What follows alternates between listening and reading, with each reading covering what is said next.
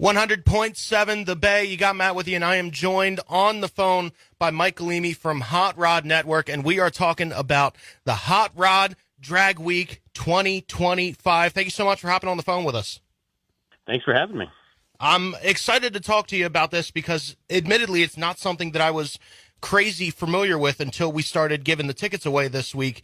So for anybody that has not seen the Hot Rod Drag Week before, can you just kind of give a basic rundown of the style of racing that's happening here? And, it's the quest to find the fastest street car in America. So explain to us what that means. That's it. It's exactly as you described it, right?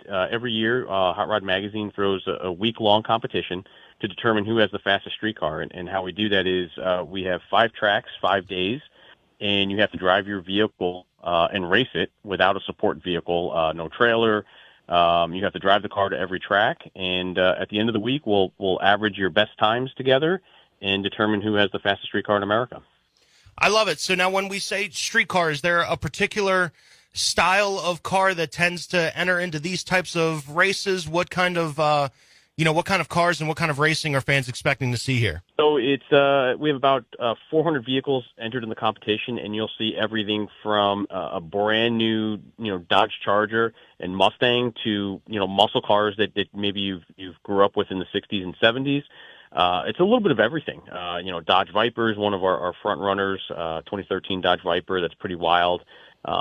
Cars are pro-built. Some are built in people's driveways. And that kind of leads me into what I wanted to talk about next is what kind of competitors does the Hot Rod Drag Week attract? Are these people that, spend the whole year working up to this point? Are they kind of your grizzled vets? Do you see a lot of newcomers? What kind of drivers are we seeing? About a third of the racers are new to this competition. Every year we kind of turn over, and about 2/3 are returning. They've done, 3 or 4 or maybe more of these competitions. This is the 21st year that we're doing this.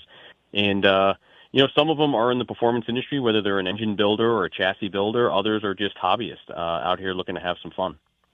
And looking at the different, days of the racing, this happens starting September 14th through September 19th. What goes into kind of planning out the race route of what tracks you're hitting and stuff like that, and how do you land on the tracks that you end up racing at? Every year we try to do a new route, and we kind of move it around the country, and it's mostly east of the Mississippi.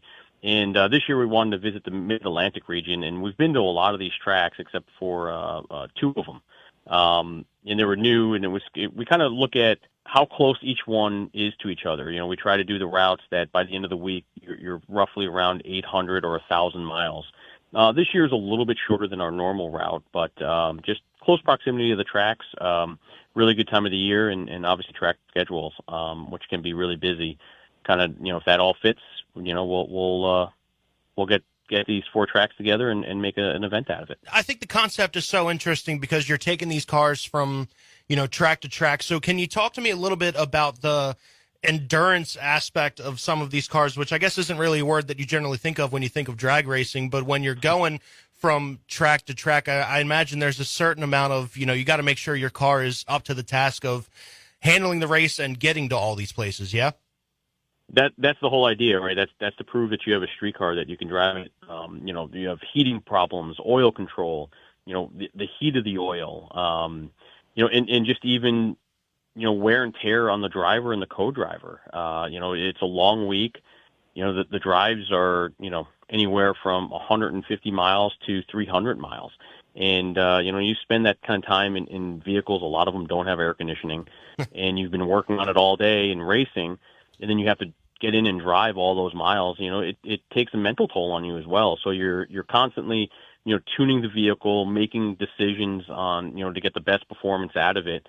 Plus your parts have to be tough enough to make it the whole week of all this abuse, whether it's the drag racing side or the street driving side. Yeah, I mean, these cars have to be the perfect balance of speed and endurance, which I think is a really cool aspect and kind of combination of everything that you need to accomplish a race like this. Now, as a spectator for it, I mean, there are few things as electric as being there live for racing. Can you describe kind of the energy at some of these tracks as a fan watching these races happen? Oh, it's the excitement level is incredible because, like you said, some of these folks, they've been building it all year just to compete, and so they're excited to get on track. We've got a great announcing staff. David Freiberger, who has a TV show, Roadkill, very popular. The NHRA's lead broadcaster, Brian Loans, he comes in, helps announce, so they get the crowd going and keep them informed as to who's racing. But yeah, I mean, you can walk up to the drivers, get autographs, buy T-shirts, and interact with them. We put them out front and center for everybody to see. There's no there's no ropes for you to stand behind. You can mix it up. You can check everything out. A lot of them will let you sit in the car. It's a wide open event. People are excited to show off what they've built because this is their pride. This is what they've spent all year building it, and they want to show it off to everybody. So the drivers are very accessible, and the racing is exciting. Again, joined on the phone by Mike Galimi from the Hot Rod Network, talking about Hot Rod Drag Week 2025 happening September 14th through September 19th. And yeah, the fan experience just seems so fantastic going to one of these races. And, talking about the different street cars that you see in these, you listed off some of the kinds of cars that you can expect to see. Has there been any racers or cars in the last few years that you maybe necessarily didn't expect to do as well as they did in a race format like this? Oh, yeah. Last year's champion, Brian Goldstone, he races, we have several categories based on the level of modifications of a vehicle. And he doesn't race in the top level class. He has, a very traditional, AMC Javelin muscle car, stock body and dimensions and whatnot, and obviously highly modified. But, racing from the second tier division, he ended up winning the whole overall winner as the quickest and fastest for the year, which is the second time in 20 years that it had ever happened that what we call the unlimited class didn't take the overall win. So it was pretty unique. The car is just it's pretty wild to see on the road because it's a very unique body style for the muscle car era, and for him to push it 225 miles an hour, 226 miles an hour is pretty impressive. I think that's so interesting because, I mean, a lot of sports, yeah, you have the excitement of in the moment, but to me, sports also a lot of times is building stories and finding people or, in this case, maybe cars that you gravitate toward that you can follow along with and really get invested in as a fan. So I think that's super interesting for this to be coming around. And go ahead and let people know where they can get tickets if they want to experience this in person. Well, we're going to be, our first track will be on, on September 14th and 15th. We'll be at Maryland International Raceway in Budds Creek, Maryland. All tickets are available at the gate for spectators. They're $20. Just show up and they'll be at the gate. On Tuesday, we'll be up in Pennsylvania, or the next 2 days we'll be in Pennsylvania on Tuesday and Wednesday at New Media Dragway and Maple Grove Raceway. Then we'll come back into Maryland to Cecil County Dragway on Thursday, the 18th, and then head back to Maryland International Raceway for the finale on September 19th.